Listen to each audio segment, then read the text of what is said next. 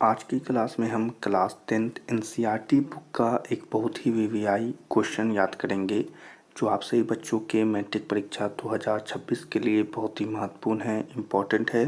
तो सभी छात्र क्लास को बहुत ही अच्छे से देखिएगा और इस पढ़ाई के प्रश्न को और इसके आंसर को बहुत ही अच्छे से याद कर लीजिएगा।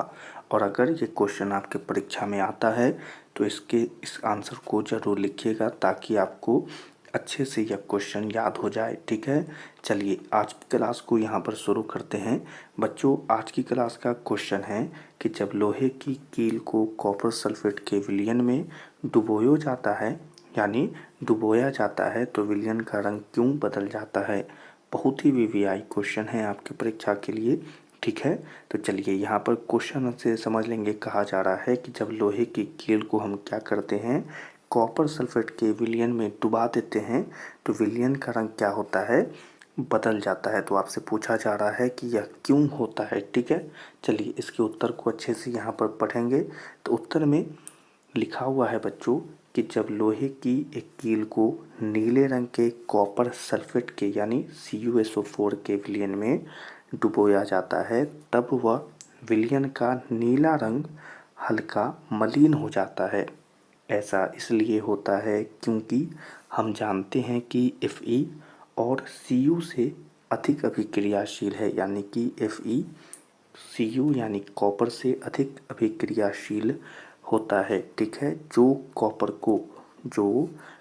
को विस्थापित कर देता है और अभिक्रिया के अंत में आयरन सल्फेट तथा कॉपर धातु बनती है। ठीक है बच्चों, और यहाँ पर रिएक्शन भी यानी कि अभिक्रिया भी दिया हुआ है।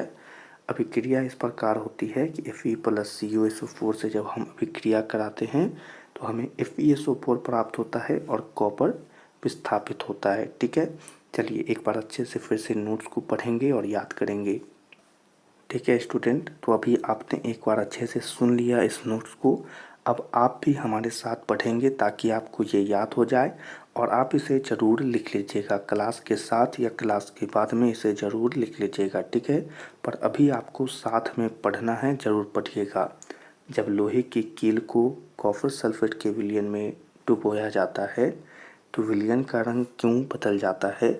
इसके लिए आप उत्तर याद रखेंगे कि जब लोहे की एक कील को नीले रंग के कॉपर सल्फेट यानी CuSO4 के विलयन में डुबोया जाता है तब वह विलयन का नीला रंग हल्का मलिन हो जाता है।